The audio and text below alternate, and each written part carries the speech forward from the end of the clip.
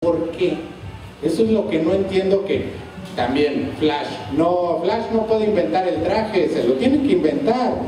Es científico, sí puede, en los cómics sí puede. ¿Por qué no les tienen fe a los personajes ya que salen de los cómics? ¿Quién sabe? No, pues además primero salen del closet también, ahora todos son desenmascarados, usan máscara, pero todo el mundo los conoce. Todo su círculo, todo, cuando se supone que era una parte fundamental de proteger, ¿no? Y ahora las series de televisión de Smallville, aparte de Lana Lang, que sufrió un aneurisma por tanto madrazo en la cabeza, ¿no? Pues yo creo que ella sí olvidaba la personalidad, ¿no? Cada rato por los golpes de la cabeza, pero de ahí afuera todo el mundo sabía la personalidad de Clark Kent, ¿no? Y este va a ser Superman, pero no se lo digas a nadie. Y ahorita en Flash, primer capítulo, ya son 6, ¿no? Los que conocen la identidad. No, y sobre todo el villano principal, ¿no? Y sobre todo el villano principal, ya tú sabes quién es el enemigo, ¿no? Por ejemplo, en el caso de México, lo vemos, por ejemplo, con un personaje que fue emblemático, que fue Calimán.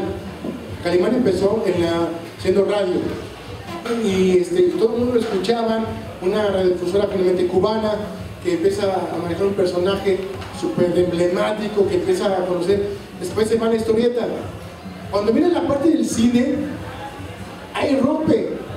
Finalmente la parte de la película, súper criticada, con un personaje que finalmente era extranjero, que hizo Calimán, no se adaptó, no se hizo bien, y finalmente ahí fue, ahora sí que la hecatombe de este emporio que fue Calimán, porque ya cuando hicieron la película, ahí se acabaron el dinero, se acabaron el dinero y ya después no hubo nada más de Calimán. Bueno, pero ten en cuenta dónde la filmaron, dónde la hicieron. No, pues en Egipto, o sea, no se fueron aquí acá, pues se fueron a Egipto.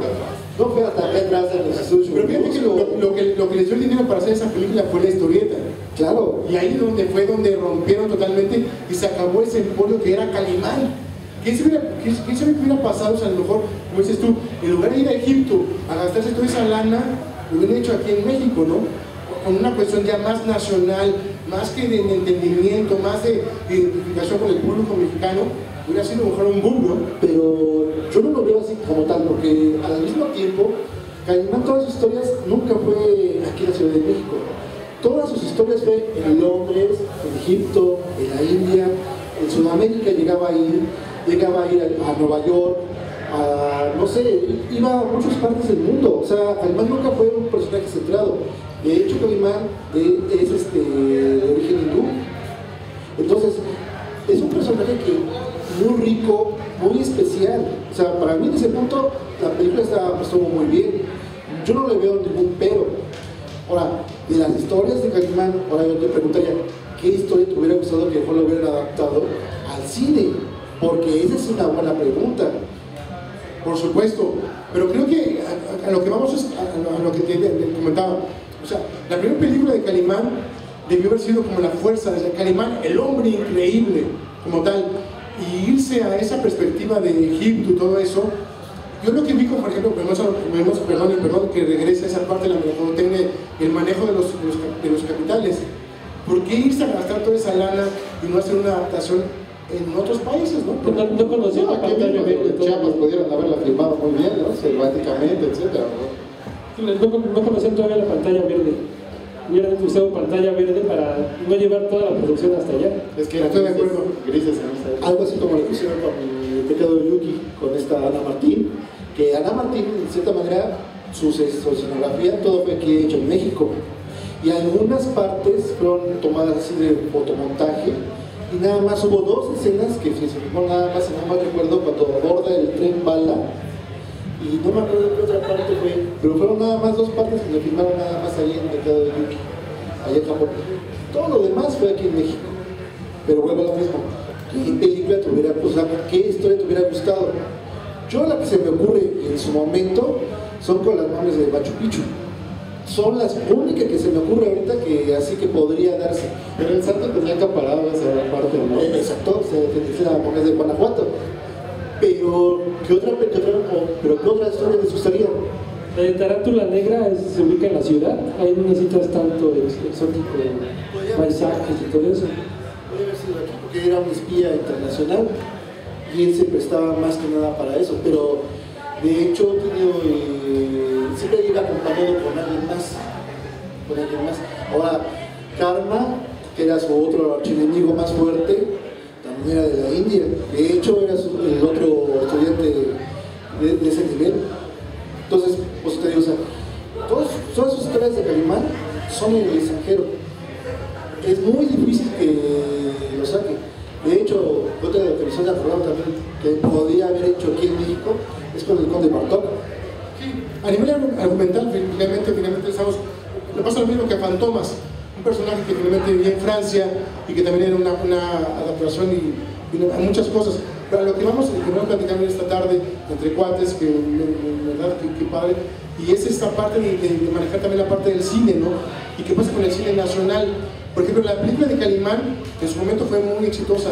Hoy lo vimos el jueves pasado, la gente no llega, ¿no? O sea, no hay esa trascendencia, no hay ese gusto por ese cine, porque finalmente es cansada la película, fue cansada, en verdad es cansada la película de Calimán, y de repente entra uno en esa disyuntiva de decir hacia dónde puede ir, por ejemplo, la historieta mexicana en la parte del cine.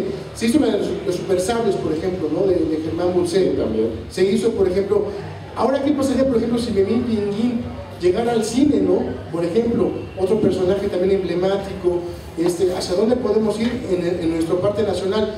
Creo que aquí lo que prevalece es la parte extranjera, y eso de repente a mí me pone un poco en jaque y me duele, porque va uno a la Mole, va uno a la TNT y hay personajes extranjeros y la gente no se viste de Calimán, no se viste de Fantomas.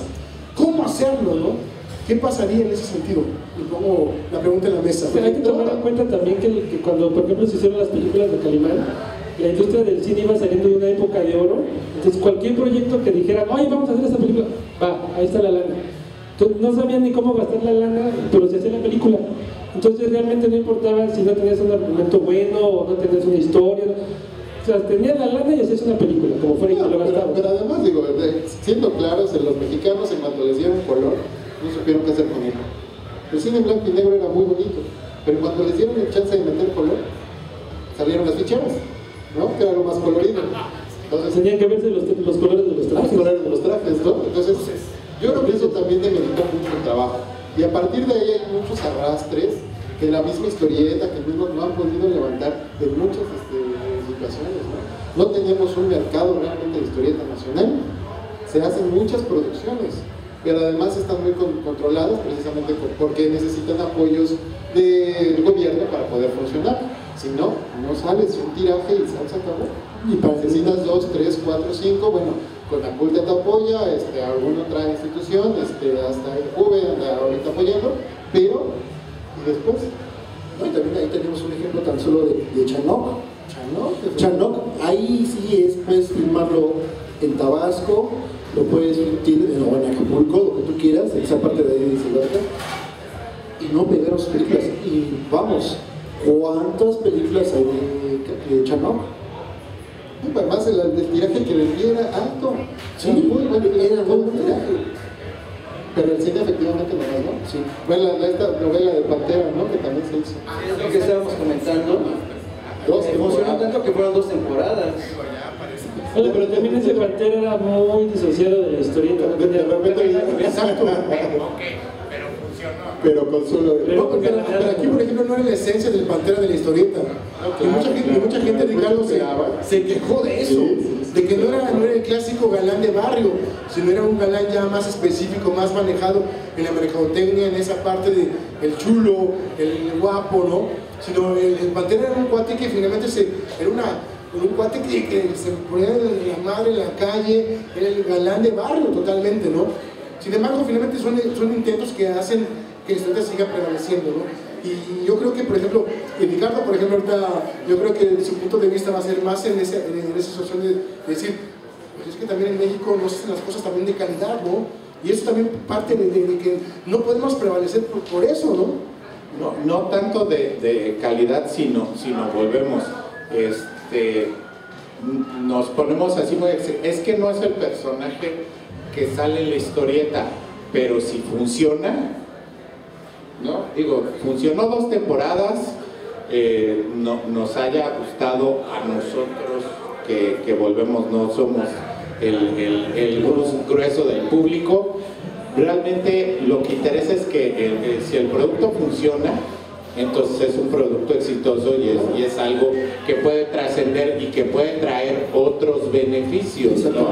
Entonces las cosas que funcionan, desgraciadamente algunas las podemos ver y decir, "Ay, que está gacho", pero de que funcionó, y para funcionar 2 temporadas aquí en México, sí está canijo, ¿eh? Sí. O sea, no fue algo fácil lo que lograron, ¿no? No, y tan solo, retomando ahorita tan solo lo que me estaban comentando, otra película que también igual fue de historieta y que no pegó, y además, por mucho que le pusieran a esta chava, la princesa Leia, Ratonga, digo, Ratonga todo el mundo la conoce con el pelo chino, afro, y te ponen una chava blanca y de pelo lacio y rubia.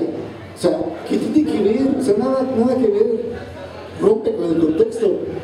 Ahora, a ver, la pregunta aquí podría ser, ¿por qué no se hizo el mismo experimento en México, como en Estados Unidos? Como dice Ricardo, ok, la serie del Pantera sí funcionó. ¿Por qué no se aplicaron y se hizo una historieta sobre este Pantera de la televisión? Hubiera funcionado. No, pues porque, digo, no sé ahí cómo tuvieran los derechos, ¿no? Creo que nada más los vendieron y ya no les interesó más allá, ¿no? O sea, pero les faltó visión, faltó capital, ¿no? ¿Crees que hubiera funcionado si alguien se hubiera aplicado y dijera, como tú dices, sí funcionó este Pantera, no es el mismo, pero funcionó, ahora vamos a hacer la historieta sobre el Pantera televisivo? Yo no creo. No creo que ya hubiera funcionado. Yo creo que sí. Yo creo que sí. Si lo hubieran manejado y lo hubieran tenido un poquito más de visión, sí lo hubieran hecho. Bueno, un poquito más de visión ya habla de modificar las cosas. No, pero precisamente, ya lo están precisamente fue la falta de visión. Si está anunciando Televisa que va a sacar una serie de televisión basada en el personaje del Pantera, ¿dónde está la editorial B? Para inundarles de los puestos de revistas con el Pantera original, que todavía tenían los derechos. Sí, pero hay que podría haberlo hecho una republicación. Podría publicar o BIT o Televisa. ¿Quién te gusta que lo publique? ¿Y quién tiene los derechos para publicarlo? Ahí los tuvieron un año para cuando fue la segunda temporada haberlo hecho, y no se hizo nada de eso, pero ya no les interesaba, se puede haber rescatado ¿no? ese personaje. O sea, en esa época Vid ya no interesaba como negocio. Digo, nunca le interesó a Manrique, siendo bien francos, nunca le interesó la editorial. Y o sea, sí, digo, porque era el negocio de sus papás, que habían empezado sus papás, pero pues no era lo de él, ¿no? Entonces realmente así meterle dinero y qué tal si no funciona, y qué tal si esto, entonces así como que nunca le metieron ya dinero a las cosas que no fueran seguras. ¿Qué? Televisa se hubiera animado. ¿No sabes qué pasó, David? Sí, a ver, y ahora te digo, ¿les vas a vender el derecho? O sea, tú, Manelik, les vas a vender el derecho. Si ya no me importaba, si vale, sí. No, para ahí creo que la idea sería más bien reescribir, o sea, hacer un Pantera tipo como la novela para ver cómo funcionaba, ¿no? Y creo que sería otra, yo no sé, si el Fantomas exactamente no pudieron. Entonces yo creo que no funcionaría. Creo que lo que pasó finalmente es que a lo mejor la expectativa fue muy fuerte y nos quisieron atrapar en la primera temporada y llegó la segunda. Después de la segunda no pasa porque no era la esencia del personaje. Perdón, pero los adultos mayores, que finalmente estamos hablando de los que tenían 40 en adelante, fue la gente que leyó esa historieta y no la ubicaron como esencia. Y eso fue lo que pasó. A lo mejor el atrapar el público era el adolescente, el joven, y ahí sí hubiera sido lo importante saber cómo manejar el personaje para darle esa fuerza, para con una buena historia que atrapara al público nuevo, no al antiguo. El antiguo fue el que dijo, ¿sabes qué? No me gusta este personaje, no es la esencia que yo leía de chavo, y perdón. Sí, es que pero eso es lo interesante, le están apostando al recuerdo. Entonces van a cautivar a aquel que lo leía, aquel que... Sí, claro. Pero tienen que encontrar la fórmula. Porque además es el primer lector, ¿no? Es el primer lector que tiene. Exactamente. Y de ahí empiezan a recopilarlo. Pero cómo efectivamente te pones en el lugar para que al nuevo lo puedas atraer. Eso es lo complicado. Le están apostando muchísimo, muchas cosas. Digo, la misma televisión y el rollo de las telenovelas es el mismo recurso, ¿no? El mismo. Y a las señoras amas de casa las tienen. Pero está cambiando ahorita la dinámica. Pero por ejemplo, así que aunque suene a título de película, en esos tiempos violentos, y precisamente todo ese tipo de actividades ilícitas que jalan a la gente, hay muchas historietas que se podrían adaptar a esta Frank Kane, está La Bestia Roja, que se podrían adaptar a estos tiempos, y ¿por qué no lo hacen? Nadie se anima a hacerlo. Ahí, por ejemplo, lanzaría una pregunta con ustedes, porque también está esta parte que yo creo difícil para México, es todo lo que hagamos fuera de superhéroes finalmente es alternativo. ¿Qué tanto tenemos la capacidad de hacer algo alternativo que se convierta en algo fuerte para aquí, para el extranjero? O tenemos también que hacer superhéroes, y la verdad yo no quiero volver a leer un super Quetzalcóatl, ¿no? Super Quetzalcóatl, ¿no? Mira, yo creo que, por ejemplo, y Ricardo y la gente que ustedes están muy inmersos en esta parte ya muy americana, a mí me gusta y creo que es importante, pero ¿qué es lo que pasa con la escena nacional? Bien lo dices, hay un diagnóstico en el que finalmente la parte nacional ¿por qué no cuaja? ¿Por qué no se da? Creo que hay muchos factores y es bien importante la parte, como ponemos lo mismo, la parte de la mercadotecnia. Si tú sacas un proyecto, nadie lo conoce. ¿Qué tienes que hacer? Pues invertir dinero en muchas cosas.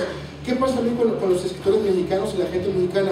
Siguen estando haciendo ciencia ficción y creen que hacer superhéroes es la panacea y va.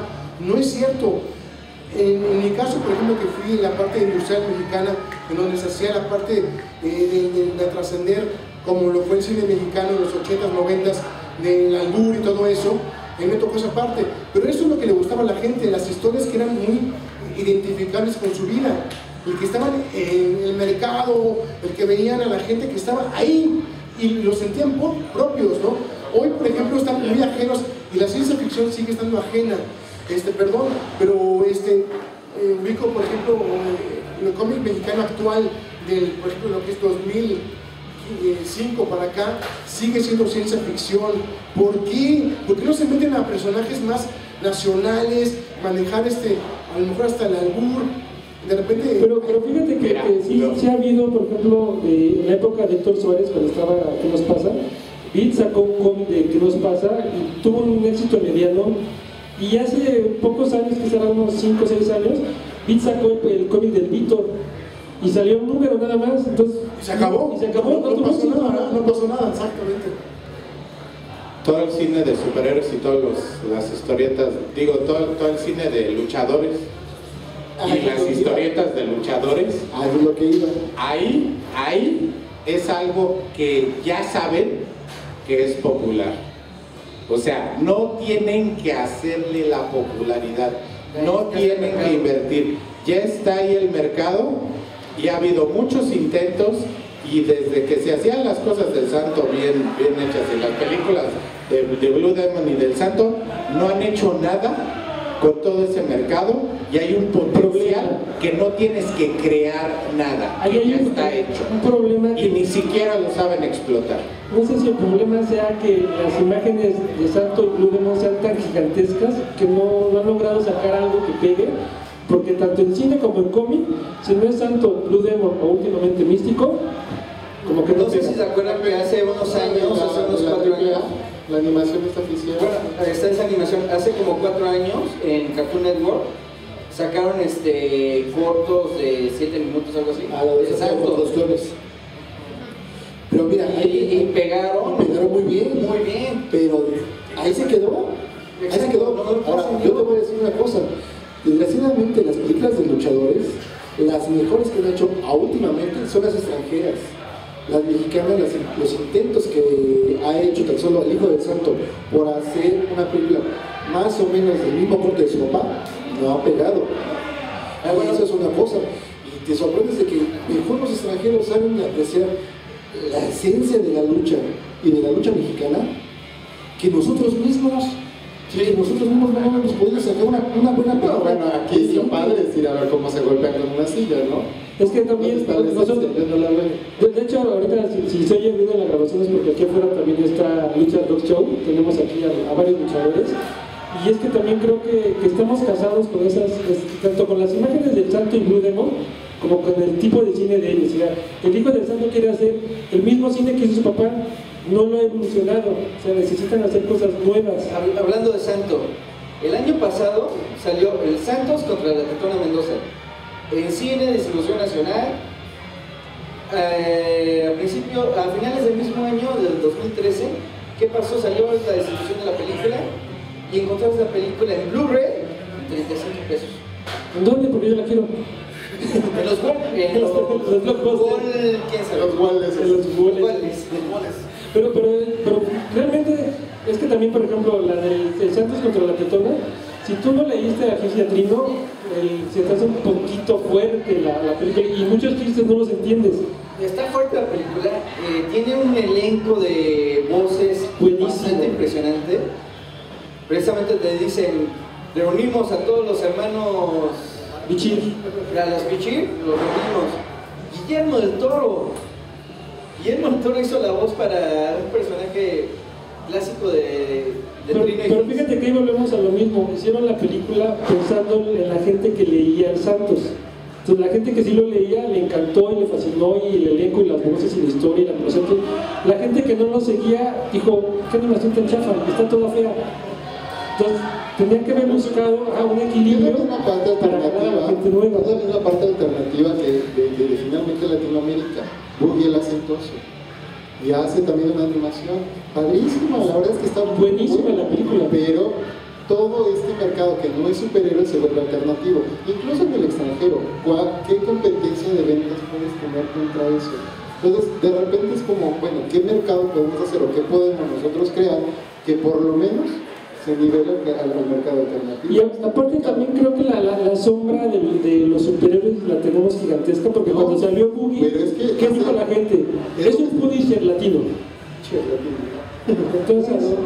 Pero además estás hablando de que controlan el mercado, por eso volvemos a lo mismo. Tenemos, el cómic además como tal está salvando a la industria del cine, está salvando a la industria de la televisión, de la calidad de la televisión.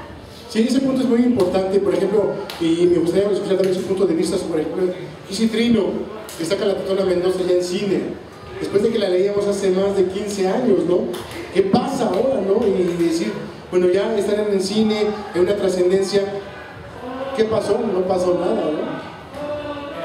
Imagínate una película onírica. La falta de calidad, ¿no? de ciertos productos. Tú ves, de las mejores películas de terror que hay en México son las de Taboada. Son excelentes, extraordinarias. Tú ves los remakes que hicieron y de veras no aguantas 15 minutos. Es más, ves el remake que hicieron de Hasta el viento tiene miedo, y a los 15 minutos a la principal dice, ya mátala. O sea, ¿en qué momento vas a matar a la principal cuando una parte esencial de una película de terror es que tenga cierta empatía con el personaje para que sufras cuando lo ves en peligro? Pero esta muchacha a los 15 minutos dice, a ver, por favor, mátenla ya, ahorita, ¿no? Entonces ese también es un problema. El sonido, tú comparas el sonido de las películas de Taboada con cualquier película mexicana hecha hoy en día y se la lleva de calle. No hay diseñadores de sonido en México, no hay buenos ingenieros de sonido. Entonces, si la calidad es mala y la gente va a comparar y va a un cine y oye un THX o lo que quieras de una película de otro país y vea una película mexicana y con trabajo se entiende qué carajos están diciendo los personajes, porque aparte de que no pronuncian bien, el sonido está del asco, pues claro, no vas a ver la película, ¿no? Y aparte de la dirección, porque esas películas, aparte que eran en blanco y negro y se veían mejor, te mantenían la atención, estaba la atención haciendo un hilo. ¿Te acuerdas de una color, chavo? ¿Son a color? Oigan, pero ¿qué no la mejor película de terror mexicana es Cañitas? Ah, bueno, sí, desde que dijeron que le iban a hacer me dio miedo. Claro. No, además, efectivamente, estás hablando de una fotografía donde el cine francés le funciona. Por ejemplo, le ponen la fotografía de esa silla durante 3-4 minutos y dices, es arte. Pero ya en una película mexicana donde está saliendo Gloria Trevi o está saliendo la India María y me ponen a la silla una fotografía. Pedrito Fernández, el contenido del terror, por favor. Compañeros, acuérdense del canción de Santo contra Era Juan Casimiro. Esa ganó, como película, ahora sí que ganó el premio Perro. No, esa tuvo un premio Cannes. Sí. Y esa también tiene el oso, pero también pero lo mismo. Pero estás hablando de otra época totalmente distinta. Ahora, ¿qué hacemos ahora? Pero volvemos a lo mismo. El Santo, cuando le avisaron que había ganado esos premios, hasta el mismo se quedó, seguro, no me estás vacilando. O sea, nunca se imaginó que esa película se ganara unos premios, por lo mismo, y se los ganó. Entonces, ¿y cuánto tiempo tan solo dilató en Francia en exhibición esa misma película? Es otro tipo no una película de culto, sí, pero bastante buena. Y bastante buena. Creo que de terror de los últimos años, así que inicios de siglo, no sé si ustedes opinan lo mismo, la regulación es kilómetro 31. De las películas mexicanas de terror. Regulación del kilómetro 31. Bueno, comparándolas con todas las demás.